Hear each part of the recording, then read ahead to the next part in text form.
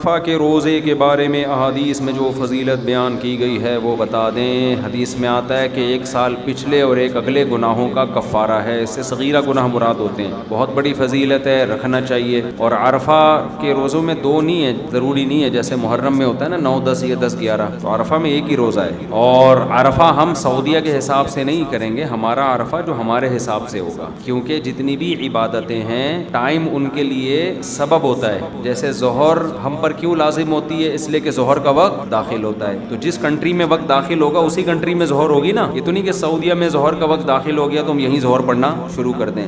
تو عید الفطر جو یوم نحر ہے، قربانی کا دن، تو قربانی کا جو دن ہے جس کو یوم نحر کہا جاتا ہے وہ 10 ذی الحجہ ہے، تو 10 تاریخ ہوگی نا، تو اسی عرفہ کا دن 9 تاریخ کا دن کہلاتا ہے۔ جو ہماری 9 ہوگی تو ہم اس میں روزہ رکھیں گے، سعودیہ کے حساب سے نہیں چلیں گے ہم اس میں، سمجھتے ہو؟ لوگ کہتے ہیں بھائی وقوف عرفہ تو سعودیہ میں ہو رہا ہے نا، وہ تو ہمارے حساب سے پہلے 8 تاریخ کو ہوتا ہے وقوف عرفہ، پاکستان میں 8 ہوگی، وہاں کیا ہوگی؟ 9 تاریخ ہوگی۔ تو ایسے تو یوم نحر بھی جو قربانی کا دن ہے سعودی عرب میں، جب یہاں 9 ہوگی تو وہاں 10 ہوگی۔ ابراہیم علیہ السلام نے تو وہاں کی 10 کے حساب سے قربانی کی تھی نا، تو بھائی ابراہیم علیہ السلام نے جب وہاں کی 10 کے حساب سے قربانی کی تھی تو اس کا مطلب 10 تاریخ متعین ہو گئی۔ اب جس ملک میں 10 تاریخ ہوگی اس تاریخ میں قربانی کا دن ہوگا، تو جس ملک میں عرفہ والی تاریخ آئے گی اس ملک میں عرفہ کا روزہ ہوگا، سمجھتے ہو؟ ویسے بھی یہ اتنی اللاجیکل سی بات ہے کہ آپ سعودیہ کے حساب سے عرفہ منائیں کہ وقوف عرفہ سعودی عرب میں جب شروع ہوتا ہے نا، تو جو ممالک سعودیہ سے 12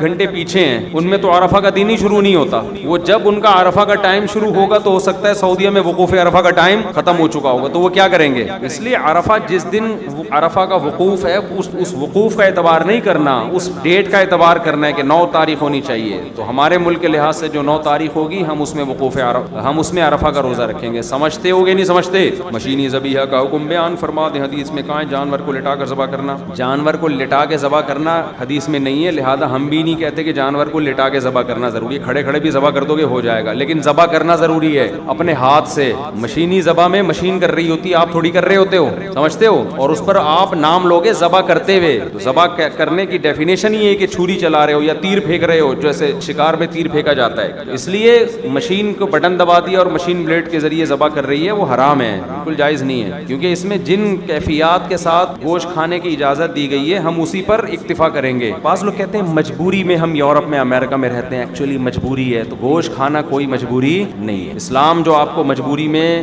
حرام کی اجازت دیتا ہے وہ جب ہے جب آپ مرنے لگو، تو جب آپ خدا نخواستہ یورپ امریکہ میں مرنے لگو، اول تو وہاں اتنی آرام سے مرنے نہیں دیتے آپ، تو پولیس کی طرف سے پابندی ہے مرنے پر کہ جب سب کچھ مل رہا ہے تو مرا کیوں؟ تیرا علاج فری ہے، آپ کہیں فٹ پاتھ پہ پڑے ہوئے ہو، آپ کو کوئی ٹرسٹ اٹھا کے لے جائے گا ہسپتال میں۔ ہمارے یہاں تو فٹ پاتھ پہ بندہ پڑا ہو، لوگ ٹاپ کے جا رہے ہوں گے، اس کے اوپر سے ٹاپ کے جا رہے ہوں گے، پھر ایک ٹھڈا مارے گا تھوڑا سائڈ پہ ہو جائے یار، یہ نہیں دیکھیں گے یہ مرا پڑا ہوا کیوں ہے، اس کی مجبوری کیا ہے، تو وہاں ایسا نہیں ہوتا۔ تو خیر اگر خدا نخواستہ کوئی مرنے لگے تو پھر تو سور کھانے کی بھی اجازت ہے، پھر مشینیں ذبیحہ کی بھی اجازت۔ وہاں ایسے اس لیے بیس پہ تھوڑی کھا رہے ہیں، وہاں تو یہ کہ ایکچولی مہمان آئے ہوئے ہیں، چکن اب یہی مل رہی ہے، تو ایکچولی کیا مجبوری میں کیا ہے، کھا لو، مردار مردار ہے۔ تو بقرعید کی جو قربانی ہے وہ اصل میں یہ درس دیتی ہے کہ آپ اپنے آپ کو اسلام کے سپرد کر دیں، اسلام کو اپنے حساب سے چلانے کی کوشش بولو نہ کریں۔ رسول اللہ صلی اللہ علیہ وسلم سے جب پوچھا گیا کہ قربانی کیا ہے تو آپ نے کیا فرمایا؟ سنت ابیکم ابراہیم، تمہارے باپ ابراہیم کی بولو سنت۔ کیا مطلب؟ اس حدیث میں بہت ساری باتیں چھپی ہوئی ہیں، بہت ساری علم و حکمت کی باتیں۔ دیکھو دنیا میں اس سے بڑا کوئی ظلم نہیں ہو سکتا کہ ایک انسانی جان کو قتل کیا جائے، ہو سکتا ہے؟ بولنا پڑے گا آپ لوگوں کو، ہے بھائی، کسی انسانی بلکہ کسی بے گناہ جان کو قتل کیا جائے، چاہے وہ جانور ہی ہو، انسان تو دور کی بات، بلا وجہ کسی جانور کو قتل کرنا بھی، بھائی پھر ویڈیو بنا رہے ہیں، ہلو بھائی ویڈیو نہیں بنائے، بلا وجہ کسی انسانی جان کو قتل کرنا ساری دنیا میں غلط سمجھا جاتا ہے، اور اسلام میں بھی کیا یہ عمل حرام ہے۔ کسی بھی جان کو، وہ جان اگر انسان کی ہو تو یہ جرم اور زیادہ بولو بڑھ جاتا ہے۔ نمبر 3، وہ جان اگر مسلمان کی ہو، کلمہ گو کی ہو، تو یہ جرم اور بھی زیادہ بولتے کیوں نہیں یار بڑھ جاتا۔ مسلمان کا قتل کرنا اور بڑا جرم ہے۔ وہ جان اگر کسی رشتہ دار کی ہو تو اس کا جرم اور زیادہ بڑھ جاتا ہے۔ رشتہ دار کو قتل کرنا کسی غیر کو قتل کرنے سے زیادہ بڑا جرم ہے۔ رشتہ داروں میں سب سے مضبوط رشتہ اولاد کا ہوتا ہے۔ اس کی دلیل یہ ہے کہ آپ کے مرتے ہی سب سے زیادہ وراثت کس کو ملتی ہے؟ اولاد کو۔ اس لیے اسلام نے سب سے گہرا رشتہ کس کا مانا ہے؟ اولاد۔ تو اولاد کو قتل کرنا قتل کی نوعیت میں اور بھی بڑا جرم۔ کیا خیال ہے بھائی؟ تو باپ کو حکم دیا جا رہا۔ اچھا چھٹی بات، اولاد بھی ایسی جو بے قصور ہو۔ بعض دفعہ اولاد نے کچھ ایسے کام کیے ہوتے ہیں آدمی غصے میں آ کے مار دیتا ہے اس کو، وہ بھی غلط کرتا ہے، قتل تو پھر بھی جائز نہیں ہے۔ لیکن اولاد اگر کیا ہو، معصوم اور نیک، کوئی قصور نہیں ہے اس کا، اس کو قتل کرنا اور بھی بڑا جرم۔ پھر وہ اولاد اگر نابالغ ہو تو شریعت میں نابالغوں کے حقوق بالغوں سے زیادہ ہیں۔ آج تو ان حقوق پر عمل نہیں ہوتا، یہ خوب مسئلہ سمجھ لیں۔ نابالغ بچے کا مال اس کی پرمیشن سے بھی آپ استعمال نہیں کر سکتے۔ نابالغ بچہ صدقہ کرے گا تو شریعت میں وہ کالعدم ہے، کیونکہ اس کو یہ حق نہیں ہے کہ اپنا مال کسی کو دے دے۔ وہ ابھی نہ سمجھے، شریعت نے اس کے تصرفات اور اس کے اس قسم کے افعال کو کالعدم قرار دیا ہے۔ نابالغ بچہ آپ کو اپنا پلاٹ گفٹ کر دے، شریعت اس کو کالعدم مانتی ہے۔ کوئی وصیت کر دے، کالعدم، سمجھتے ہو؟ کیونکہ اس کے مال کی حفاظت اور اس اچھا نابالغ بچے سے آپ کوئی کام بھی نہیں لے سکتے۔ یہ بہت اہم پوائنٹ کی بات ہے۔ لوگ خدمت لے رہے ہوتے ہیں نا، وہ بچہ کوئی جا بیٹا یہ لے کر آ، جا بیٹا پانی لے کر آ، جا بیٹا یہ لے کر آ۔ تو علماء نے یہ مسئلہ بیان کیا ہے کہ نابالغ بچے سے آپ کوئی کسی قسم کی خدمت نہیں لے سکتے۔ والدین خدمت لے سکتے ہیں، اسی طرح استاذ والدین کی پرمیشن سے اتنی خدمت لے سکتا ہے جس کا تعلق تربیت سے ہو۔ بہت مشکل ہے بات سمجھنا، بہت مشکل۔ مثال کے طور پر آپ نے پڑھنے کے لیے اپنا بچہ کسی ٹیچر کے حوالے کیا، اب ٹیچر کا ادب بھی آپ چاہتے ہیں اپنے بچے کو سکھانا، تو ماں باپ نے بچے سے یہ کہا اور ٹیچر سے بھی یہ کہا کہ اس سے خدمت لیتے رہا کریں، کبھی کبھار پانی منگوا لیا، یہ کام کروا لیا، دکان سے جو ہے وہ کچھ چیز منگوا دی، تاکہ اس میں استاذوں کی خدمت کا جذبہ برقرار رہے۔ تو ٹیچر اس نیت سے اس سے خدمت لے سکتا ہے تاکہ اس میں خدمت کا جذبہ برقرار رہے، اور یہ بھی جب لے سکتا ہے جب بچے کے والدین کی طرف سے ٹیچر کو اس کی پرمیشن بھی ہو، کیونکہ اصل متولی ماں باپ ہے، استاذ نہیں ہے۔ بہت مشکل ہے یار، کیسے سمجھائیں؟ تو لیکن آج کیا ہو رہا ہے، بعض اداروں میں بچوں سے محنت مشقت والے کام لیے جاتے ہیں، تو جائز نہیں ہے، ان سے خوب سمجھ لیں۔ اسی طرح ہنر سکھانے کے لیے بھی بچے سے خدمت لی جا سکتی ہے والدین کی پرمیشن سے۔ ماں باپ اپنے بچے کو میکینک بنانا چاہتے ہیں تو شو روم میں لے جا کے وہ جو ورک شاپ میں بٹھا دیا، تو وہاں جو بھی استاذ ہے اس سے کہا کہ بھائی اس سے پلگ پانا وغیرہ کھلواؤ تاکہ اس کو یہ کام آئے۔ تو ہنر سکھانے کی نیت سے بھی ٹیچر استاذ وہ نابالغ بچے سے خدمت لے سکتا ہے، کس کی پرمیشن سے؟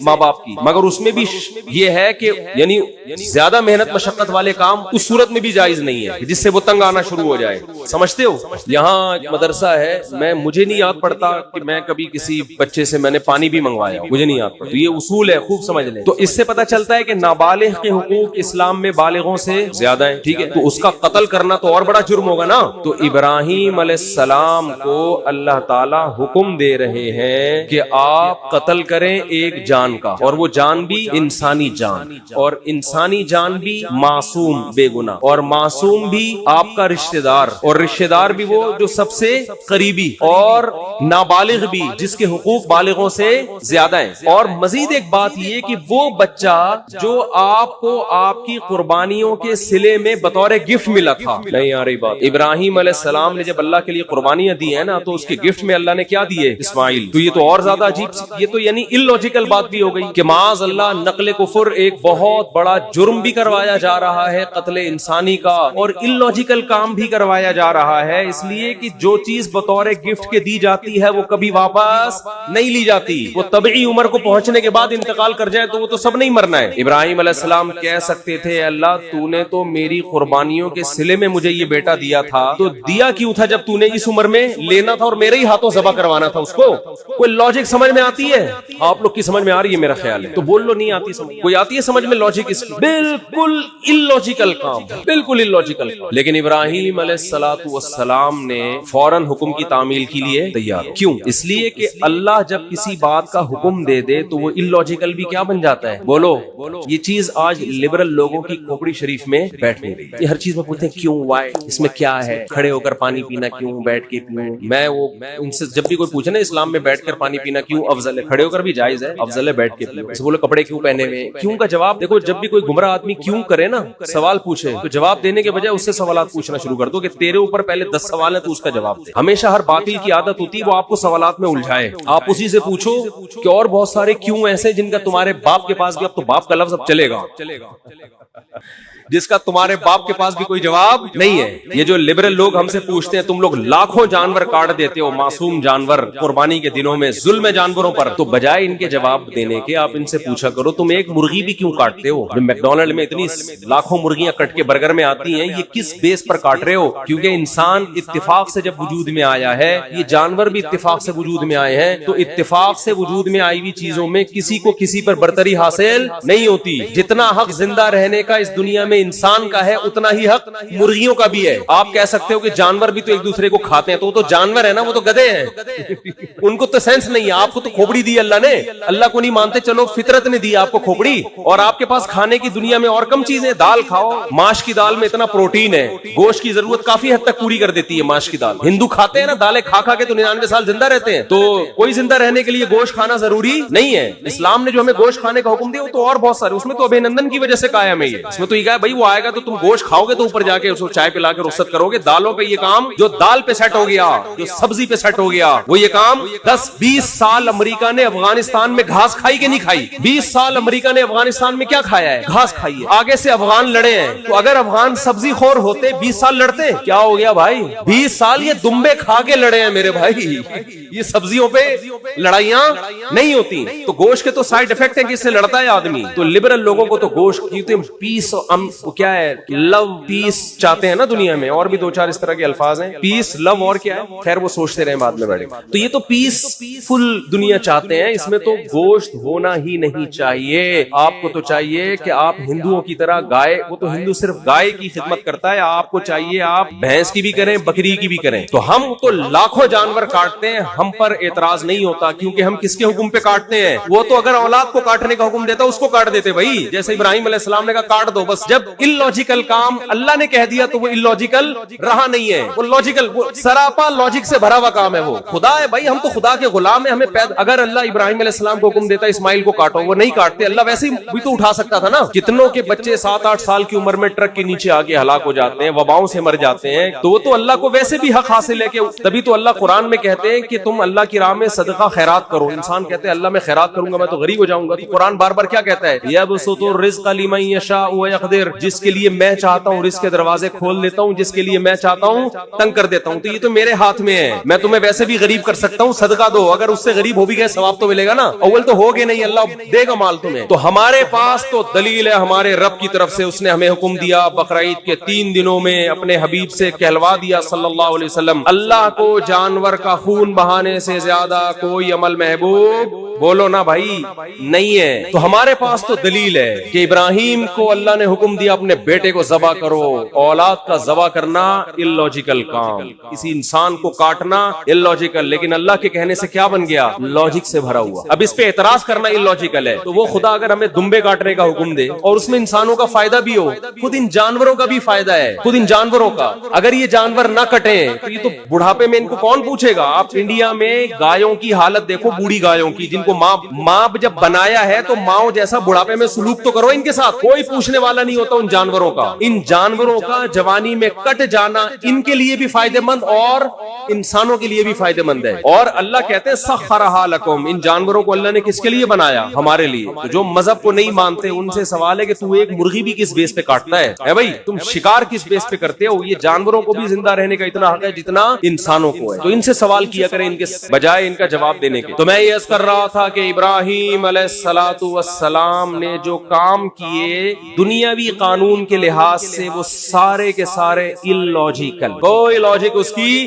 کیا ہو گیا یار, پسینے میں ڈوب رہے ہیں اور منہ سے پھوٹ دو یار, نہیں بنتی نا. آج تو کچھ زیادہ ہی مرجھائے ہوئے لگ رہے ہیں. اس کی کوئی پشاور میں جب میں نے جملہ ادھورا چھوڑتا نا, ایسے ادھر سے آواز پورا مجمع گونجتا, تو ان کو مجھے میں نے کہا فل ان دا بلینکس, مگر آرام سے, خالی جگہ پر کرو, مگر لوگوں میں جوش ہے نا دمبے. تو دمبا بولتا ہے دمبا کیا ہے؟ بولتا ہے. مچھلی نہیں بولتی. مچھلی میں زیادہ طاقت نہیں ہے. طاقت کس میں ہے؟ مچھلی کھایا کریں، ویسے صحت کے لیے اچھی چیز ہے، لیکن جو پاور آئے گی نا، بازوؤں میں طاقت آئے گی، وہ دمبے سے آئے گی، وہ مچھلی سے نہیں آئے گی. خیر، تو ابراہیم علیہ السلام نے جو سارے کام اللاجیکل کیے، تبھی تو وہ کیا بنے. دیکھو، اس کا یہ مطلب نہیں ہے کہ ہر اللاجیکل کام آپ کرنا شروع کر دیں. ہمارے دینداروں میں یہ ایک بڑا مسئلہ ہے، جتنے بھی کام کریں گے سارے کھوپڑی سے، کسی کی کھوپڑی میں سمجھ میں نہیں آئیں گے کر کیا رہے گا. جب اللہ اس کے رسول نے حکم دے دیا تو پھر نہ دیکھو. جب تک حکم نہیں دیا تو ہمیں کھوپڑی استعمال کرنے کا حکم ہے. کوئی بھی لاجیکل کام کرنے کی ہمیں اجازت نہیں ہے. دکان کو بند کیا، آیت الکرسی پڑھ کے پھونک مار کے آگے کے ڈاکوؤں سے حفاظت رہے گی. تالا نہیں لگایا. یہ لاجیکل ہے یا اللاجیکل ہے؟ اسلام نے حکم دیا بھائی پہرے رکھو، تالے لگاؤ، حفاظت کرو. نبی نے حکم دیا رات کو چراغ کو جلتا ہوا مت چھوڑو. فإن الفویسقۃ تضرب النار علی اہلھا. چوہا بعض دفعہ چراغ کو الٹ کے آگ لگا دیتا ہے. اتنی احتیاط کا حکم دیا ہے. تو رات کو آگ کو جلتا ہوا چھوڑنا اللاجیکل کام ہے. اس کی کوئی نہ ضرورت ہے اور یہ حادثے کا ذریعہ ہے. نبی نے فرمایا، ایک صحابی ایسے کنکر کو نا ایسے پھینک رہے تھے، آپ نے فرمایا یہ اس سے نہ کوئی دشمن ہلاک ہوگا، اس سے کسی کی آنکھ پھوٹ سکتی ہے. لوگ اٹھا اٹھا کے پتھر پھینک رہے ہوتے ہیں نا، ویسے ہی ٹائم پاس کرنے کے لیے، کسی کے لگ سکتا ہے. ہر کام سے پہلے آپ نے 100 دفعہ سوچنا ہے کہ اس کی کوئی لاجک بنتی ہے کہ نہیں بنتی. لیکن جہاں اللہ کا حکم آ جائے تو بس یہی لاجک ہے کہ کس نے حکم دیا ہے؟ اللہ نے. سمجھتے ہو؟ اسی میں ایک بات خوب یہ بھی، جب بات چل پڑی ہے، والدین جب کسی بات کا آرڈر کیا کریں نا اور اس میں آپ کا کوئی بڑا نقصان نہ ہو، تو یہ نہ دیکھا کریں کہ یہ کیوں. بھائی یہ کس کا حکم ہے؟ باپ. یہ باپ کا حکم ہے، ماں کا حکم ہے، ان کو خوش کرنے کے لیے کرنا ہے. اس میں زیادہ پنچایتوں میں نہ جایا کریں یہ کیوں کہہ رہے ہیں، یہ کیوں کہہ رہے ہیں. بھائی جو کہہ رہے کر لو یار، یہ خوش ہو جائیں گے، بس ان کو خوش کرنا ہمارا مقصد ہے. بحث بہت ہوتی ہے آج کل، میاں بیوی میں بحثیں چل رہی ہوتی. شوہر کسی بات کا آرڈر دیتا ہے، آرڈر یا گزارش کرتا ہے، آرڈر کا لفظ ذرا سخت ہو گیا، بیہائنڈ دا سین آئے گا. کسی نے میرا بنایا بیہائنڈ دا سین، میں نے کسی چلے چھوڑے تو ریکویسٹ کرتا ہے. چھوڑو یار اس ریکویسٹ کو بھی، ٹائم بہت تھوڑا ہے نا. یہ قربانی کا فلسفہ ذرا کھوپڑی میں اچھی طرح بٹھا دوں.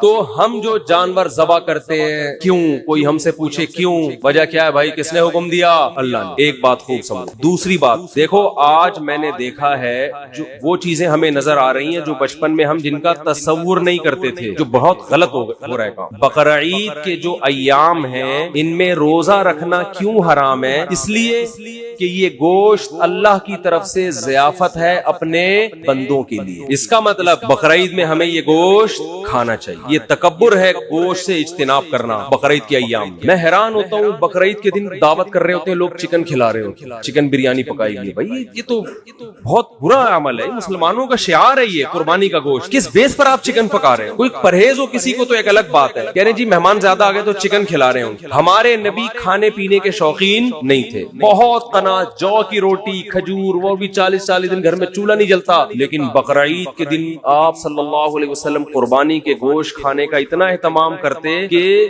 بقرعید کے دن پہلا نوالا جو آپ کے حلق مبارک میں اترتا وہ قربانی کے گوشت کا، کہ اللہ کی طرف سے ضیافت ہے تو ہم گوشت کا انتظار کریں گے. ہمارے ہاں لوگ گوشت کو گوشت کے طور پہ دیکھ رہے ہیں، اللہ کی ضیافت کے طور پہ نہیں دیکھ رہے. اس کو گوشت لے رہے ہیں. ایک صاحب ہیں ڈیفنس میں، انہوں نے قربانی کی ساری قربانی صدقہ کر دیتے ہیں، اپنے گھر میں کرتے ہی نہیں قربانی. میں نے کہا کیوں؟ کہہ رہے یار ہم تو پورے سال گوشت کھاتے ہیں، تو اس لیے میں گھر میں قربانی نہیں کرتا، سارا ادھر ادھر بس گھر میں ہمارا دکان سے ہی آ رہا ہے. یہ بہت بری حرکت ہے. بھائی آپ کو اللہ اس لیے تھوڑی قربانی کروا رہا ہے کہ پورے سال آپ جو بیچارے دال کھاتے ہیں تو وہ گوشت کھا لیں، اس لیے تھوڑی کروا رہے اللہ قربانی. جب کوئی عزت دار آدمی آپ کو دعوت دے اور کہے کہ ہماری دعوت میں آئے، آپ پوچھیں کیا پکاؤ گے، وہ کہے میں قورمہ بریانی، اور آپ دعوت سے شارٹ ہو جائے. اگلے دن وہ فون کر کے پوچھ رہا ہے آپ میری دعوت میں کیوں نہیں؟ آپ کہتے ہیں یار ہم تو صبح شام پیزا برگر کھانے والے لوگ ہیں، بروس کھاتے ہیں، یہ قورمہ بریانی تو یہ ہمارے لیے کوئی اتنی ویلیو نہیں رکھتی، یہ تو ہم اپنے غریبوں کو کھلاتے ہیں. اس کو غصہ آئے گا کہ نہیں آئے گا؟ کیا ہو گیا بھائی؟ او بھائی ابھی اس کے قورمے کو نہیں دیکھا جائے گا، اس کی نسبت دوست کی طرف کی جائے گی کہ میرا بچپن کا دوست ہے، اس نے وہ بے شک دال چاول کھلائے. آپ جائیں گے نوالے بھر بھر کے شوق سے کھائیں، تعریفیں بھی کریں گے. آپ کی ماں نے بھنڈی پکائی ہو ہے بھائی، مسور کی بھنڈی تو بہت اعلیٰ غذا ہے. مسور کی دال جو اللہ دشمنوں کو بددعا، جب کیونکہ بہت خشک ہوتی ہے،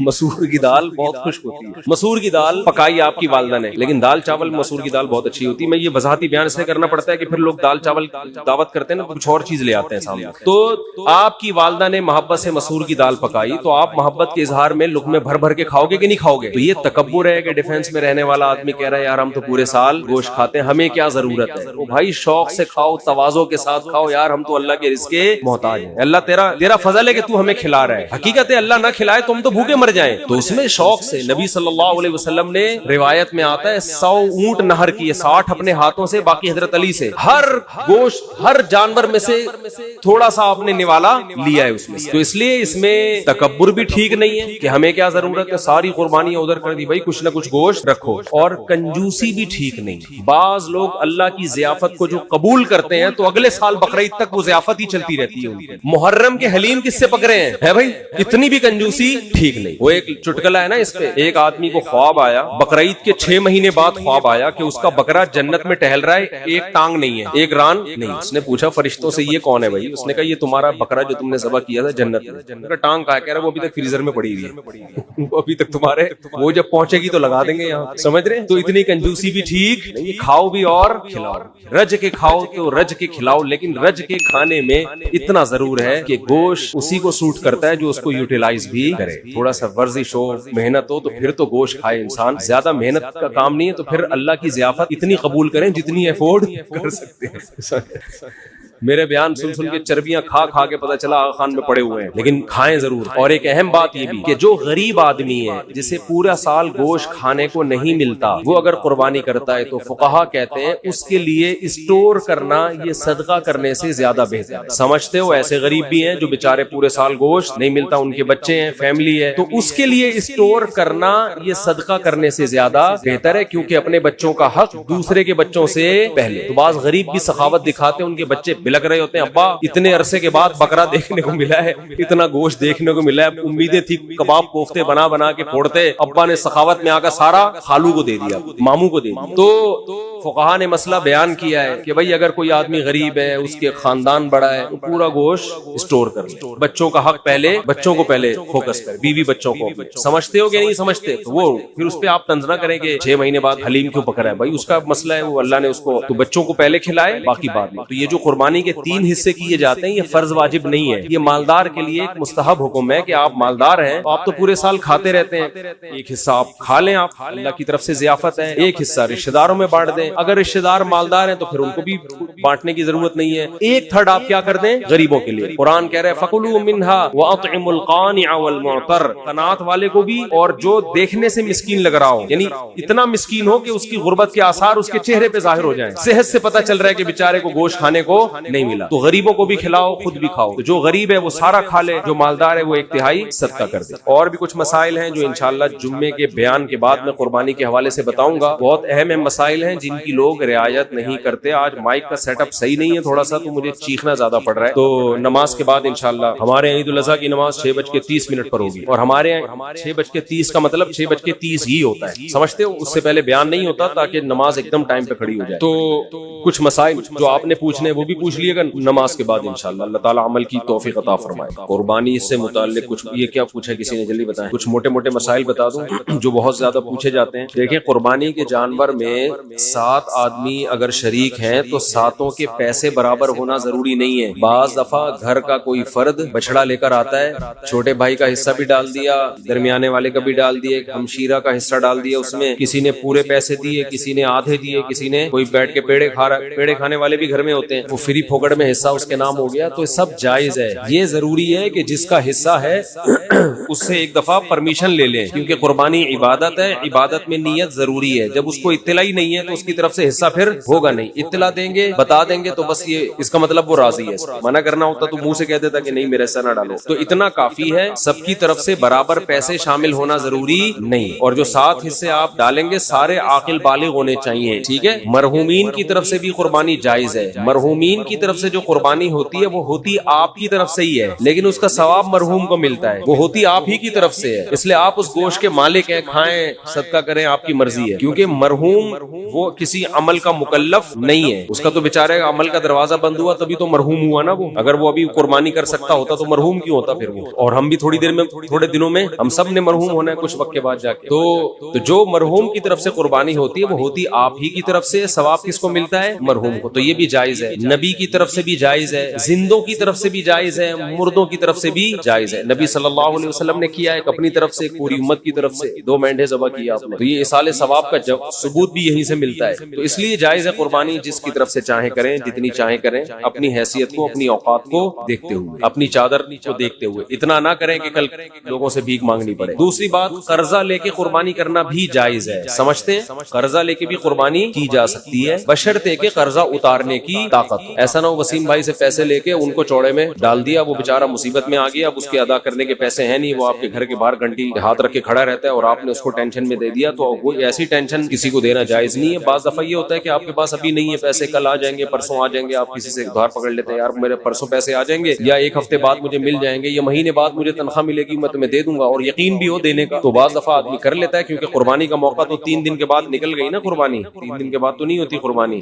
تو یہ مسئلہ ہے. تو ایک اہم مسئلہ تو یہ ہو گیا, قرضہ لے کے بھی کر سکتے ہیں, اور کسی کا حصہ, کسی کے پیسے کم ہوں, کسی کے زیادہ ہوں, یہ بھی کر سکتے ہیں. ایک اہم مسئلہ یہ بھی ہے قربانی میں کہ گائے کے جب 7 حصے ہوں گے تقسیم کے وقت, اس 7 حصوں کو تول کے تقسیم کرنا ضروری ہے, کیونکہ سود گوشت جو ہے یہ سودی اموال میں سے. جب بھی ڈیوائیڈ کا عمل ہوتا ہے تو اصل میں یہ خرید و فروخت کا عمل ہوتا ہے. آپ اپنا حصہ اس کو بیچ رہے ہیں, اس کا حصہ اس سے خرید رہے ہیں, یہ دھونے پڑے گا. تو آپ اپنا حصہ کسی کو بیچتے ہیں, اس کا حصہ اس سے خریدتے ہیں. تو یہ تقسیم کا عمل جو ہے نا, اصل میں یہ خرید و فروخت کا عمل ہوتا ہے. گوشت کو گوشت کے بدلے میں خریدا اور بیچا جا رہا ہے. تو شریعت میں جب بھی گوشت کو گوشت کے بدلے میں بیچا جائے گا تو برابر سرابر ضروری ہے. جیسے کھجور آپ نے بیچی اور اس کے بدلے میں دوسری کھجور لی, 1 کلو کھجور کے بدلے میں 1 کلو کھجور لے سکتے ہیں. ایک دانہ بھی اوپر چلا گیا تو حدیث میں آتا ہے یہ خالص سود ہے, عین الربا. اس کو کیا کہا گیا ہے؟ خالص سود. کھجور تو ایک مثال ہے, ہر تول کے بکنے والی چیز حدیث سے پتا چلتا ہے. کھجور چونکہ تول کی بکتی ہے نا, اس زمانے میں کیل کے ذریعے بکتی تھی, آج تول کے بکتی ہے. تو کوئی بھی کیل والی چیز جو لیٹر جیسے پیمانہ ہوتا ہے, یا تول والی چیز, ان تمام میں سودی احکام جاری ہوتے ہیں. تو گوشت کو جب گوشت کے بدلے میں بیچا جائے گا تو برابری ضروری ہے. تو جب قربانی کے 7 حصے کریں تو اندازے سے نہ کریں بلکہ تول کے کریں, اور اس میں احتیاط مزید یہ کر لیں کہ ہر حصے میں کلیجی ملا دیں تھوڑی سی. سودی احکام میں یہ بھی ہوتا ہے کہ اگر اس کے مخالف جنس ملا دی جائے تو پھر کمی بیشی جائز ہے. جیسے آپ 1 کلو کھجور بیچ رہے ہو اور ادھر سے لے رہے ہو 1.5 کلو کھجور, تو یہ آدھا کلو کیا ہو جائے گی؟ حرام ہو جائے گی نا. لیکن اگر اس 1 کلو کھجور میں آپ کچھ اور ملا دیں, 2-4 سیب ملا دیں اس میں, آپ ادھر سے 1 کلو کھجور ہے اور 2 سیب ہو گئے, ادھر سے 1.5 کلو کھجور, تو یہ پھر سود نہیں ہوگا, یہ جائز ہوگا. اس لیے کہ وہ جو آدھا کلو کھجور ہے وہ ادھر سیب کے مقابلے میں ہو جائے گی. سمجھ میں آ رہی ہے بات؟ تو یہ بالکل جائز ہیلا ہے. تو قربانی کے گوشت میں اگر آپ نے تقسیم کی ٹینشن سے بچنا ہے تو 7 حصے کر کے ہر گوشت میں تھوڑی سی کلیجی ملا لیں. ہر کلیجی میں تھوڑا سا گوشت ملائیں, ہر گوشت میں تھوڑی سی کلیجی. جب شروع میں کلیجی کے 7 حصے کریں, کلیجی پھیپڑے اور جو بھی کچھ بھی ہوتا ہے, تو اس میں 1-2 بوٹی گوشت کی ملاتے ہیں. تو اس میں اگر کمی بیشی ہو گئی تو وہ جائز ہے. اور گوشت کے جب 60 ڈھیریاں بنائیں تو اس میں 2 بوٹیاں, 3 بوٹیاں کس کی ملاتے ہیں ہر ڈھیری میں؟ کلیجی کی. تو یہ سود سے بچنے کا ایک ہیلا ہے, تدبیر ہے. آج کل چونکہ فنٹر مارکیٹ میں بہت ہیں کلپ بنانے والے جن کو مسائل کی الف بے بھی نہیں پتا اور بیٹھ کے پھینکتے بہت ہیں. تو ہو سکتا ہے میرے اس کلپ پہ کہیں کہ کان ادھر سے پکڑو ادھر سے پکڑو, کیا ہے برابر ہے. تو یہ سود میں ڈالنے کے لیے انہوں نے ہیلا نکالا ہوا ہے. تو جو کوئی ایسا کلپ بنائے گا اس کی باتوں میں نہ آئے. ہیلوں کی 2 قسمیں, ایک ہیلا ہوتا ہے حلال حرام کو, ایک ہیلا ہوتا ہے حرام میں مبتلا ہونے کا ذریعہ, اور ایک ہوتا ہے حرام سے بچنے کا ہیلا. جو ہیلا حرام سے بچا لے آپ کو وہ جائز کیا, وہ مستحب ہے. تو یہ سود سے بچانے کا ہیلا ہے, سود میں ڈالنے کا ہیلا نہیں ہے. سمجھتے ہو بات کو؟ تو جب بھی گائے کے گوشت کے 7 حصے آپ کریں گے, ہر حصے میں تھوڑی تھوڑی کلیجی ملا دیں. پھر اگر کمی بیشی ہو بھی گئی تو, بلکہ تول کے بھی تقسیم کر رہے ہیں تو بھی کلیجی ملائیں, کیونکہ تول میں اتنی ایکوریسی ہوتی نہیں ہے. سمجھتے ہو بات کو کہ نہیں سمجھتے ہو؟ بعض لوگ یہ کہتے ہیں ہم تو گوشت تقسیم ہی نہیں کرتے. بھائی وہ بڑا بھائی نے بولا یار بس میرا حصہ بھی تھوڑا سا مجھے دے دو, باقی سارا خود رکھ لو. تو جب بھی کسی کا حصہ نکلے گا نا تو ڈیوائیڈ ہوگا, 7واں حصہ, پورے 7 حصے آپ کو کرنے پڑیں گے. ہاں ایک صورت میں معافی ہے کہ ایک گائے پورے گھر میں استعمال ہو رہی ہے, سمجھتے ہو, اس کو ڈیوائیڈ کر ہی نہیں رہے آپ. بعض دفعہ گھر کے 7 افراد ہوتے ہیں, ایک ابا اما, ایک میاں بیوی اور آگے ان کے بچے ملا کے ٹوٹل بڑی مشکل سے آج کل 7 تک عدد پہنچ رہا ہے لوگوں کا. فیملی پلاننگ والوں نے تو گھریلو سسٹم ہی تباہ کر دیا ہے, سمجھ رہے ہو. وہ جو پہلے گھروں میں پورے 2 بچڑے آتے تھے, یہ منجلی آپا کا ہے, یہ چمونی آپا کا حصہ ہو گیا, یہ ممانی کا ہو گیا, یہ خالہ کا ہو گیا, یہ جناب پوتے کا ہو گیا, یہ بہو کا ہو گیا, پوری 2 کٹے ہم دیکھتے تھے لوگوں کے گھروں میں کٹتے تھے, 2 بچڑے ایک ہی گھر میں چل جاتے. اب وہ فیملی پلاننگ والوں نے سارے خاندانی سسٹم کی واٹ لگا دی. بچے ہی نہیں ہے, اور خدا کی قسم جس گھر میں بچے نہیں ہے, عید بقرعید کا مزہ تو اس گھر میں ہے ہی نہیں. ہمارے بچوں نے 10 دن سے پڑھائی چھوڑ دی ہے. گائے آ رہی ہے, گائے آ رہی ہے, کلابازیاں کلابازیاں کھا رہے ہیں, مدرسوں کی شکایتیں آنی, پڑھ کے نہیں دے رہے. ہم کہتے ہیں بھائی بقرعید گزرے گی تو پڑھیں گے, ابھی ہمارے بس میں نہیں. وہ گایوں کے پیچھے بھاگ رہے ہیں, تو بچوں کو انٹرٹینمنٹ ہے بچوں کے لیے یار, انجوائے کرنے تو ان کو کیا, ان میں پڑھائی کا اتنا بوجھ ڈالا. شکایتیں آ رہی ہیں, پڑھ نہیں رہے, ٹلے مار رہے ہیں, چھڑے. ہم کہہ رہے ہیں یار رات کو سوتے ہی کم وقت 2 بجے ہیں, کیونکہ ادھر پوری گائیں آ کے اتری ہوئی ہیں, دمیں ہلا رہی ہیں, ان کی انجوائے کر رہے ہیں نا یار. یہ گائے, کراچی والوں نے کہاں گائے دیکھی ہوتی ہے. وہ ایک ویڈیو ہے بنارس کی, اس پہ بیل کے پیچھے پبلک بھاگ رہی ہے, اس پہ نیچے کے پی کے والوں نے, پنجاب والوں نے کمنٹس کیے ہوئے کہ کراچی والوں نے کبھی گائے دیکھی نہیں ہے. واقعی نہیں دیکھی بھائی,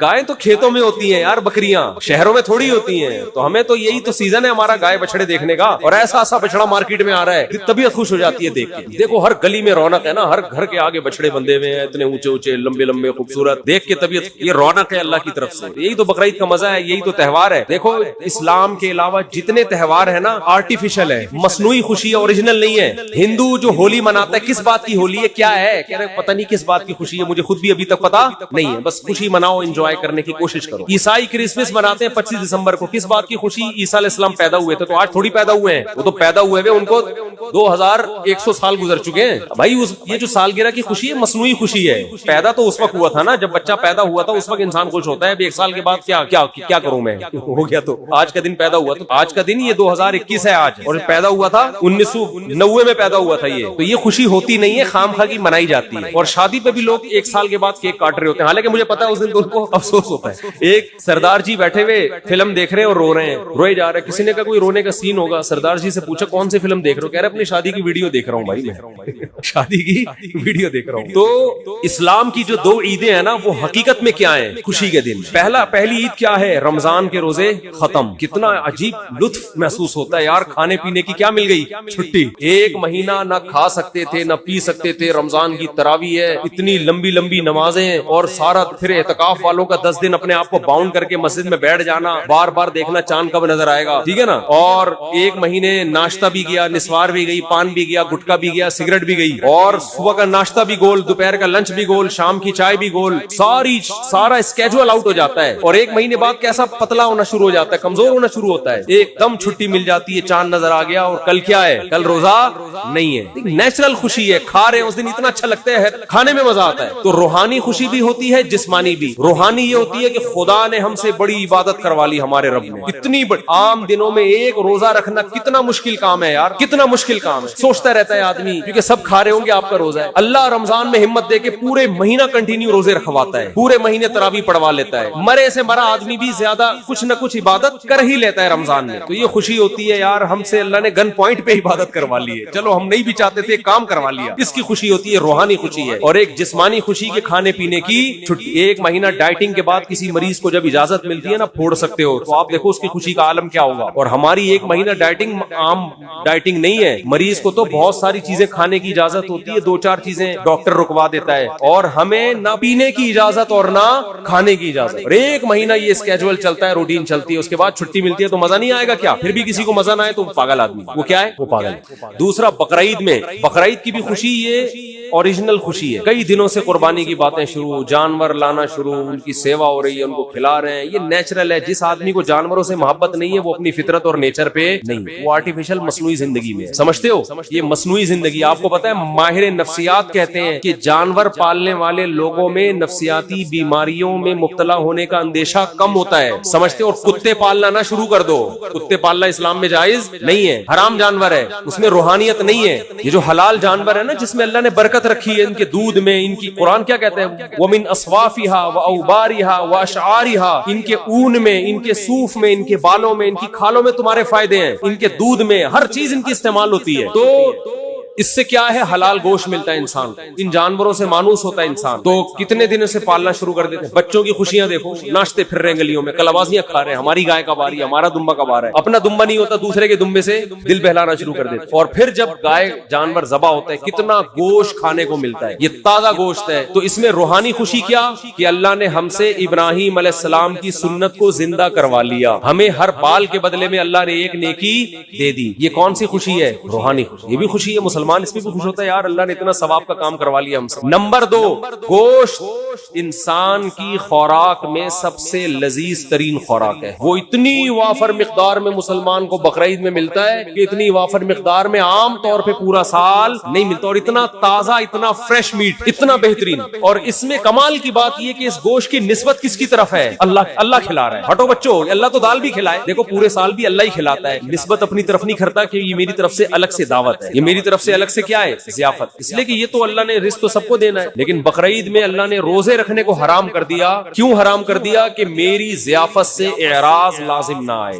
آج میں نے دعوت کی اور تو کم بخت روزہ رکھ کے بیٹھا ہوا ہے, اس کا اپنا مزہ ہے, صحیح ہے نا. تو یہ گوشت ہمیں ڈائریکٹ, کیونکہ ہم جو جانور ذبح کرتے ہیں ہم نے تو قربان کر دیا نا, اب یہ ہمارا تھوڑی, کس کا ہے یہ قربانی کا مطلب آپ نے اللہ کو دے دیا. اب اللہ کہہ رہے ہیں میری طرف سے کیا ہے, پرمیشن ہے. تبھی جب اللہ پرمیشن نہیں دیتا تو ہم نہیں کھاتے. حج میں دم کے طور پر جو جانور ذبح ہوتا ہے اس کا گوشت آپ نہیں کھا سکتے, لیکن جو شکرانے کا جانور ہے اس کا گوشت کھا سکتے. اللہ کہتے ہیں شکرانے کا ہے تو کھاؤ, اب تمہیں میری طرف سے اجازت ہے. تو بڑی خوشی ہوتی ہے گوشت بھی, اور گوشت کی نسبت کس کی طرف ہے؟ اللہ کی طرف. تو یہ مسلمانوں کے جو تہوار ہے نا, یہ سچی مچی کی خوشیاں ہیں. اور کمال کی بات, جو ہٹو بچوں قسم کی بات ہے, دنیا میں جتنے مذہب کے تہوار ہوتے ہیں سب میں بے حیائی کا عنصر کوٹ کوٹ کے بھرا ہوا ہوتا ہے. شرابیں چلتی ہیں, زنا ہوتے ہیں. مسلمانوں کے تہوار میں نہ شراب ہے اور نہ بولو زنا, بلکہ عبادت سے شروع ہوتے ہیں. عید صبح شروع ہوتی ہے کس سے؟ نماز سے شروع ہوتی ہے. پھر ایک سنت کو زندہ کیا جاتا ہے حضرت ابراہیم کی. تو سنت میں بے حیائی تو نہیں ہوگی نا, وہ تو دعائیں پڑھ کے ہوگی. قربانی کے ذبح کے وقت دعائیں پڑھی جاتی ہیں, الحمدللہ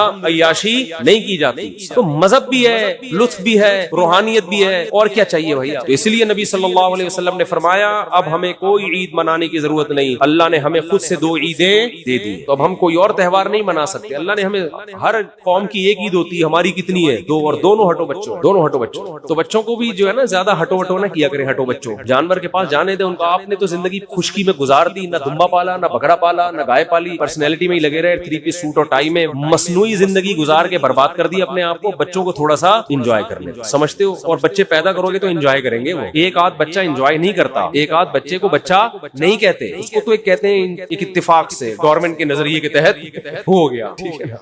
تو بچے تو گھر میں بھرے ہوئے ہوتے ہیں بہن بھائیوں کثرت سے, وہ خوش ہوتے ہیں, ایک دوسرے کو باتیں سناتے ہیں. وہ اس کا دمبا دیکھا, ہم تو بچپن میں اتنا انجوائے کرتے تھے اپنے کزنوں کے ساتھ, بہن بھائیوں کے ساتھ. ابے اس کا بچڑا دیکھا بالکل پخروٹ قسم کا پھیل آیا ہے. تو بچے کیسا انجوائے کر رہے ہوتے ہیں. تو گھر میں بچے ہوں گے تو زندگی میں مزہ ہوگا. مصنوعی زندگی میں اللہ نے لطف نہیں رکھا. 3 پیس سوٹ ٹائی پہنے آفس جانے سے پہلے, گھر میں آ کے اس کو اتار دیں, ٹھیک ہے نا. ہر جگہ ہر چیز اچھی نہیں لگتی. جانور پالے, اس میں تواضع ہے, اس میں عاجزی ہے, اس میں انکساری ہے, اور ڈپریشن سے بھی آپ باہر نکلو. یہ تکبر انسان کی کھوپڑی کو خراب کرتا ہے, سمجھ رہے ہو. انسان کی کھوپڑی کو خراب کون سی چیز کرتی ہے؟ ہنسی مذاق والا آدمی ڈپریشن میں نہیں جاتا, اور جس کے میں تکبر ہوتا ہے وہ ہنسی مذاق, ایک تو چھچورا پن ہوتا ہے وہ غلط ہے, لیکن ایک طبیعت میں خوش مزاجی, جس کے تکبر ہوتا ہے وہ خوش مزاج نہیں ہوتا, وہ ہر وقت ناک پہ مکھی بٹھا کے رکھتا ہے. میں کہنے والا تھا ہمارے ایک جاننے والے تھے, مگر میں یہ نہیں کہہ رہا کیونکہ وہ سمجھ جائیں گے میرے بارے میں بات ہو رہی. ہمارے کوئی جاننے والے نہیں تھے, ان کی بات میں کر رہا ہوں. ایک صاحب جن کو میں بالکل بھی نہیں جانتا, ان کی بات میں کر رہا ہوں. وہ جب بھی اپنے سسرال جاتے تھے نا, پرانی بات ہے, سسرال والے ایک عذاب میں آ جاتے تھے, کیونکہ وہ میرے جاننے والے نہیں تھے, ان کے سسرال والے. انہوں نے مجھے بتایا, اپنے جاننے والوں سے تو یہ باتیں شیئر نہیں کرتا نا انسان. انہوں نے مجھے بتایا کہ یہ داماد ہمارا جب بھی گھر میں آتا ہے عذاب جان ہے ہمارے لیے. میں نے کہا کیوں؟ کہہ رہے جب بھی آئے گا فسادی عورتیں, ہر عورت فسادی نہیں ہوتی, پہلے بتا دوں, فسادی عورتوں کی طرح بیٹھ کے نا لگائی بجھائی شروع کر. مجھے کسی نے چائے کا نہیں پوچھا, میں یہاں بیٹھا ہوں گھنٹے سے کوئی پانی کا نہیں پوچھ رہا, سمجھ رہے ہو. اچھا اپنی تعریفیں کرنی نہیں چاہیے, لیکن اب کر دوں. میرا سسرال میں, میرے تو ہول سیل کے حساب سے سسرال ہے, کسی بھی سسرال میں جاؤ, پانی کا پوچھیں نہ پوچھیں, ہماری صحت پہ کوئی فرق نہیں پڑتا.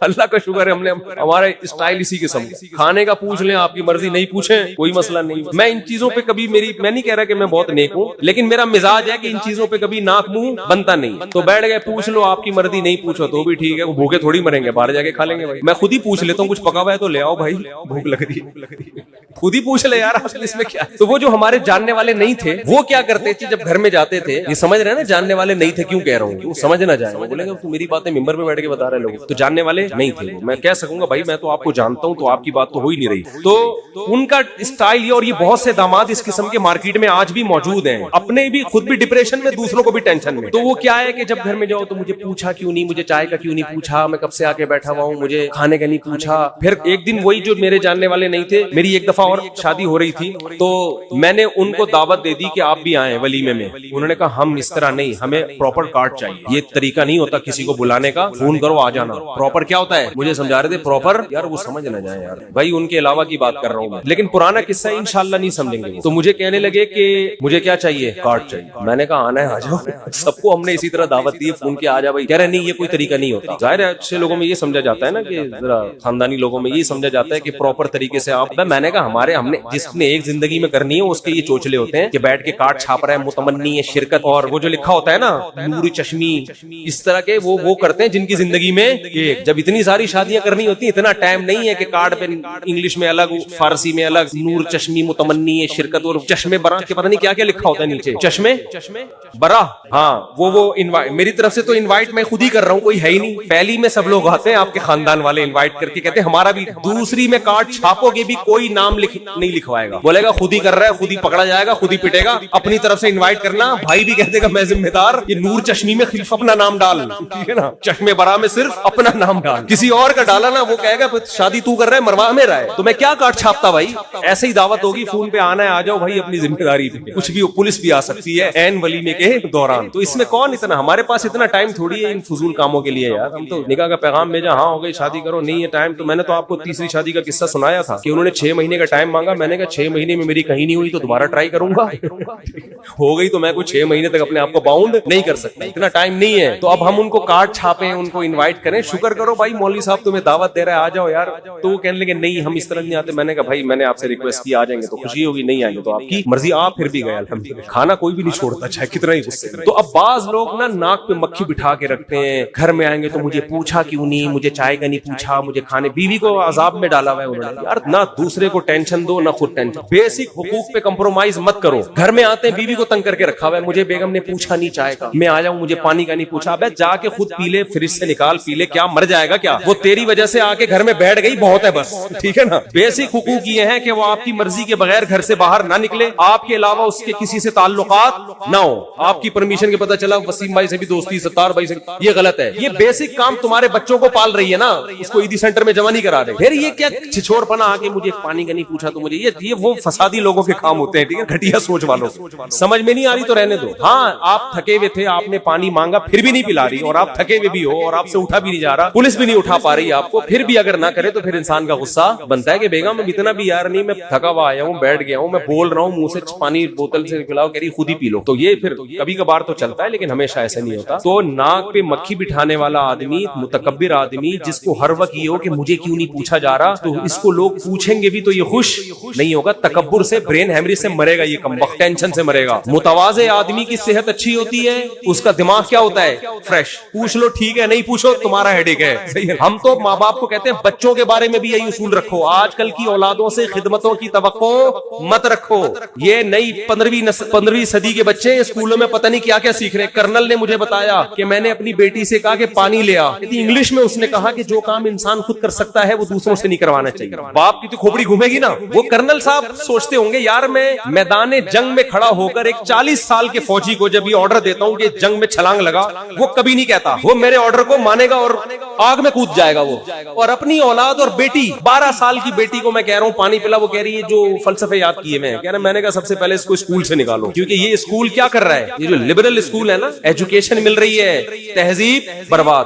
تو جو نئی نسل اس قسم کی پیدا ہو رہی ہو تو آپ خام خام میں اس سے امیدیں لگا کر میرا بچہ میرے قدموں میں جنت تلاش کرے گا, میرا بچہ بڑھاپے میں میرا سہارا بنے گا, بن جائے, اس کا اپنی قسمت ہے. وہ اگر خوش قسمت ہوگا تو آپ کی خدمت کرے گا, بدقسمت ہوگا تو نہیں کرے گا. آپ امیدیں نہ لگائیں, آپ اپنی طرف سے تربیت کی کوشش, اپنی طرف سے تعلیم, اپنی طرف سے اس کے سارے حقوق ادا کریں. اپنا معاملہ کس پہ چھوڑ دیں, اللہ. کوئی امیدیں لگانے کی ضرورت نہیں ہے, اخپل طریقے سے زندگی گزارو بس. آپ بیوی کے حقوق ادا کرو, اللہ کا حکم ہے. بچوں کے حقوق ادا کرو, اللہ کا حکم. اللہ سے مانگو, وہ انسان کے بچے ہوں گے کہ آپ کی خدمت کریں گے, عقل ہوگی, شعور ہوگا, آپ کی خدمت کریں گے, اور خوش قسمت ہوں گے اگر آپ کی خدمت کی انہوں نے. بدقسمت ہوں گے تو خدمت نہیں کریں گے, خود ہی بھگتیں گے. ماں باپ کی نافرمانی کا عذاب دنیا میں لازمی ملتا ہے. جس نے اپنے ماں باپ کو ستایا ہے نا تو یہ دنیا میں بھی نہیں پنپ پاتا. وہ مشہور واقعہ ہے نا, ایک آدمی کا بچہ اس کو اٹھا کے بوڑھے باپ کو کچرے میں پھینکنے کے لیے جا رہا تھا, تو باپ نے بولا تھوڑا آگے پھینکو, تیرے دادا کو میں نے وہیں پھینکا. تو مکافات عمل ہے. جو اپنے والدین کی خدمت نہیں کرے گا, دیکھو انگریز اپنے والدین کو اولڈ ہاؤس میں کیوں جمع کراتے ہیں؟ اس لیے کہ ان کے والدین نے اپنے والدین کو کہاں جمع کرایا ہوتا ہے؟ Old house. مکافات عمل اللہ انگریزوں کو دنیا میں دکھاتا ہے کہ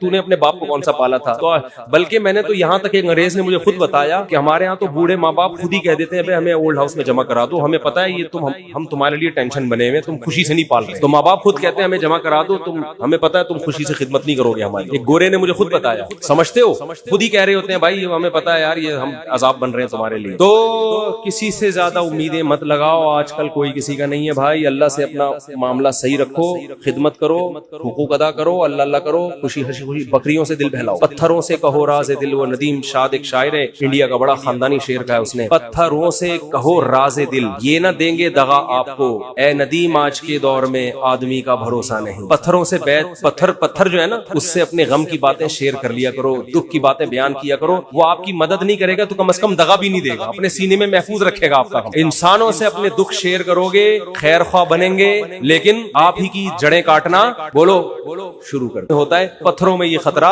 نہیں ہوتا. دوبارہ سنا دوں شعر, پتھروں سے کہو راز. بڑا خاندانی شاعر تھا لیکن آج کل اس کی شاعری مارکیٹ سے شارٹ ہو گئی. شروع میں ایک دم دمنگ کی شاعری ہمارے کا پتہ نہیں, لیکن وہ دو چار اشعاری گھما رہے کافی. ندیم شاہ تک ہمارا کوئی پیغام پہنچا دے, کچھ نیا مارکیٹ میں لاؤ یار, کیونکہ اردو زبان کی حفاظت یہ شاعر ہی کرتے ہیں, اس لیے مجھے ان شاعروں سے اس وجہ سے لگاؤ ہے, یہ اردو کے محافظ ہیں. تو پتھروں سے کہو راز دل, یہ نہ دیں گے دغا آپ کو, اے ندیم آج کے دور میں آدمی کا بھروسہ نہیں. ایک اور سنا دوں اسی خوشی میں, کل وہ شاید تجھے چھوڑ دے, ہاں کل وہ میری بھی آنگن میں تھی, جس پہ تجھ کو غرور آج ہے. سمجھ میں آ رہا ہے, جس پہ تو آج غرور کر رہے ہیں نا, کل وہ کہاں تھی. آخر میں بتاؤں گا کیا تھی, آپ پریشان نہ ہو, آپ اپنی کون سی چیز چلی گئی. کل وہ میرے بھی آنگن میں تھی, جس پہ تجھ کو غرور آج ہے, کل وہ شاید تجھے چھوڑ دے, اس خوشی کا بھروسہ نہیں. جس خوشی پہ تو آج اترا رہا ہے, شاعر کہہ رہا ہے کل وہ میرے گھر میں بھی تھی, اور جیسے اس نے مجھے چھوڑا کل ہو سکتا ہے وہ تجھے چھوڑ دے. زیادہ فری ہونے کی ضرورت, زیادہ اترانے کی ضرورت نہیں ہے. خوشی ملے اللہ کا شکر ادا کرو, اتراؤ مت. یہ خوشیاں بھی دائمی نہیں ہوتی, یہ غم بھی دائمی نہیں ہوتے. سمجھتے ہو کہ نہیں سمجھتے؟ تو میں خلاصہ یہ بیان کر رہا تھا کہ بقرعید میں تھوڑا تکبر بھی خاک میں ملتا ہے ہمارا. جب گایوں کو لے کے گھومتے ہیں, صحیح ہے نا, ان کی سیوا کرتے ہیں, بکریوں کو کھلاتے ہیں, بکروں کو کھلاتے ہیں, تھوڑی جو پرسنالٹی ہے نا یہ 3 پیس سوٹ ٹائی والی, یہ تھوڑی کیا ہو جاتی ہے. دیکھو اللہ تعالیٰ ہمیں انسان کا بچہ بنانے کے لیے حج کرواتے ہیں, اور حج میں ہوتا کیا ہے آپ دیکھو, اتنی ہم نے قربانی دی, 10-15 لاکھ روپے خرچ کر کے بیت اللہ گئے, وہاں ہم نے بیت اللہ کا طواف کیا, لاکھوں روپے خرچ کیے, کنکریاں ماری. 40 دن کی ٹینشن کے بعد ہونا یہ چاہیے تھا کہ اللہ تعالیٰ ہمیں 3 پیس سوٹ پہنا کے واپس بھیجتے. اللہ کہتے ہیں جانے سے پہلے ٹنڈ کروا لو. جانے سے پہلے جب تک ٹنڈ نہیں ہوگی, یہ جو 2 چادریں باندھی ہوئی ہے نا, یہ کھولنے کی اجازت. یعنی ان چادروں سے بھی ٹینشن میں آتا ہے نا. 3 پیس سوٹ ٹائی پہننے والا وہ 2 چادروں میں گھوم رہا ہے, اس کی تو پرسنالٹی کی ایسی کی تیسی ہو گئی. کیا خیال ہے؟ جو ہر وقت کالر کلف میں گھومتا ہے اور ہر وقت مکھی بھی نہیں بیٹھنے دیتا, وہ 40 دن یا 10-15 دن یا 5 دن بھی منا کے لگا لو, اتنی گرمی, اتنی دھول مٹی میں, میلا کچیلا, 2 چادروں میں کتنی ٹینشن ہے. تو پرسنالٹی کی تو ایسی کی تیسی ہو گئی. اور واپسی پہ اللہ کہتے ہیں, اب انسان کہتے ہیں اللہ اب یہ چادریں اتار کے میں آتا ہوں دوبارہ اپنی پینٹ پہ. اللہ کہتے ہیں آ جا, لیکن ٹنڈ ایک دفعہ کرا. کیا خیال ہے؟ تو یہ بھی ٹریننگ ہے, تربیت ہے. زیادہ شو بازی کے چکر میں مت پڑو, انسان تکبر اللہ ختم کراتے ہیں ہمارا. سمجھتے ہو؟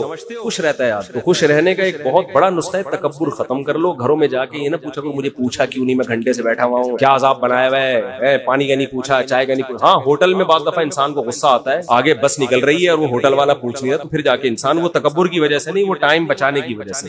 سمجھتے ہو؟ گھر میں بیوی چائے کا پوچھ لے, اچھی بات ہے, نہیں پوچھے خود ہی بنا کے پی جاؤ, یہ شکر ادا کرو.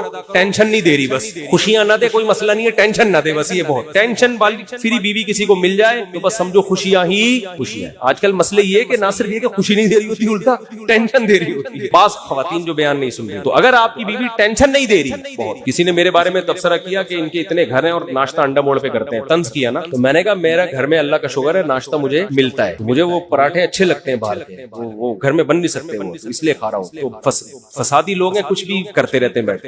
یوں بھی تو کر سکتے تھے, اتنے اچھے ہیں کہ ناشتے کی ٹینشن بھی گھر والوں کو نہیں دی انہوں نے, ناشتے کی ٹینشن بھی گھر والوں کو نہیں دی, اتنے اچھے ہیں, یہ بھی تو کہہ سکتے تھے نا. لیکن ناشتہ گھر والے بنا کے رکھتے ہیں الحمدللہ. میں مجھے ویسی بچپن سے وہ عادت پڑ گئی ہے. شاہ فیصل کالونی ہماری پھپھو رہتی تھی, وہاں جاتے تھے تو ہمارے وہ کزن ہے, وہ ہوٹل کے پراٹھے لے آتے تھے, وہاں سے جو چسکا لگا ہے مجھے لگ رہا ہے دنیا چھوٹ جائے گی, پراٹھا مزہ اس میں ایسا آ گیا.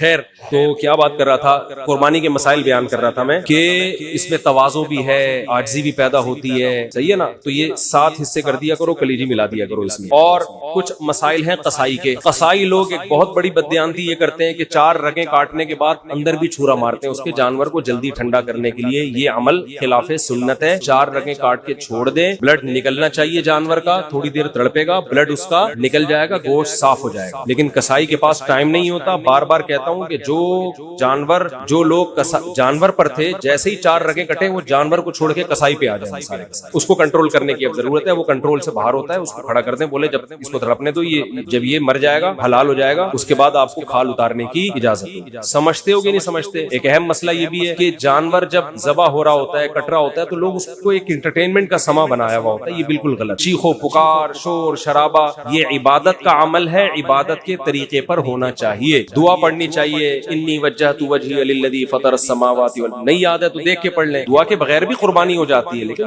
عبادت کا موقع ہے، ذکر اذکار ہونا چاہیے، تکبیر ہونی چاہیے۔ لیکن یہ جو شور شرابہ، ہلہ گلا، یہ بالکل شریعت کے خلاف۔ بچوں کو کنٹرول کرنا چاہیے، ٹھیک ہے، اس سے پہلے وہ گھما رہے تھے جانور، انجوائے کر رہے تھے، اچھی بات ہے، لیکن جب ذبح ہونے کا ٹائم ہے، اس وقت یہ شور شرابہ، سیٹیاں، اچھل کود، یہ بالکل عبادت کے مزاج کے خلاف۔ سمجھتے ہو گے نہیں سمجھتے؟ اور قصائی لوگ بہت دفعہ دیکھا ہے تکبیر نہیں پڑھتے جانور ذبح کرتے ہوئے۔ دیکھو جانور خود ذبح کیا کرو، خود ذبح کیا کرو جانور۔ تکبیر علماء کہتے ہیں جانور ذبح، اگر نیک آدمی جانور ذبح کرے گا اس کے بھی گوشت میں روحانیت آتی ہے، اس کے بھی اثرات آتے ہیں، تو خود ذبح کرو یا کسی نیک آدمی سے ذبح کروا لو۔ قصائی لوگ بہت سے اچھے بھی ہیں، لیکن بہت سے ان میں پان گٹکے والے بھی ہوتے ہیں، اللہ کا نام ہی نہیں لے رہے ہوتے، نماز نہیں پڑھتے کبھی، تو اللہ کا نام نہیں لیتے، تو وہاں پر آپ زور زور سے تکبیر پڑھو۔ قصائی کو بھی بولے بھائی تو گٹکا پھینک دے تھوڑی دیر کے لیے، منہ سے تکبیر نکال۔ جان کر اگر کوئی اللہ اکبر پڑھنا چھوڑ دے تو جانور کیا ہو جائے گا؟ حرام ہو جائے گا، سمجھتے ہو؟ تو اس کو بولو گٹکا پھینک، یہاں اللہ۔ مرغی ذبح کرنے والے بھی بہت دفعہ دیکھا ہے، نہیں ذبح کرتے چلے جا رہے ہیں، بھائی منہ سے زور سے بول اللہ اکبر، بسم اللہ اللہ اکبر۔ تو مرغیوں والوں کو بھی ذرا پابند کیا کرے اس کا، یہ ایک مسئلہ ہے۔ ایک اہم مسئلہ یہ ہے کہ قصائی لوگ جانور ذبح کرنے کے بعد، حصے لگانے کے بعد، پٹ کا گوشت نکال کے کیا کر دیتے ہیں، اور اتنا گوشت وافر مقدار میں ہوتا ہے کہ لوگوں کو پتہ ہی نہیں چل رہا ہوتا کہ قصائی نے 6 مہینے کے لیے اپنی دکان میں بیچنے کے لیے گوشت اسٹاک کر لیا ہے۔ تو قصائی کو اس حرکت سے منع کریں، اسے بولیں یہ حصوں والا جانور ہے، سب کے حصے ہوں گے، آپ کو پیسے چاہیے زیادہ پیسے لے لو، ہم کھانا چاہیے کوئی بات نہیں، کلیجی پکے گی، جہاں سب کھائیں گے آپ بھی کھا لیں، گوشت کھا لینا ہمارے یہاں۔ یہ طریقہ غیر اخلاقی ہے، سمجھتے ہو کہ نہیں سمجھتے؟ جو گوشت اتنا نکال کے الگ کر رہے ہوتے ہیں، ان سے بولو پیسے زیادہ لے لو، یہ گوشت نہیں لو۔ اور کوئی مسئلہ کسی کے ذہن میں قربانی سے متعلق جلدی سے پوچھیں، ہے بھائی کیا؟ ہاں رات میں قربانی کر سکتے ہیں، مگر مکروہ ہے، بہتر نہیں ہے دن میں قربانی، کیونکہ قربانی شاعر اسلام میں سے ہے، اور اسلامی شاعر دن کی روشنی میں ہوتے ہیں۔ اسلام میں تہوار رات کو نہیں منائے جاتے، رات کو تہوار غیر مسلم مناتے ہیں۔ کرسمس رات کو شروع ہوتی ہے، اسلامی تہوار کب ہوتے ہیں؟ دن میں۔ اسی سے پتہ چلتا ہے کہ اسلام میں عید میلاد النبی نہیں ہے، کیونکہ وہ رات کو منائی جاتی ہے، بتیاں لگائی جاتی ہیں، جبکہ اسلام کی ساری عیدیں کب ہیں؟ دن کی روشنی میں ہوتی ہیں۔ سمجھتا نہیں ہے نا بات کو، جب نہیں پڑے گا رات کو تو کیسے سمجھے گا بات کو؟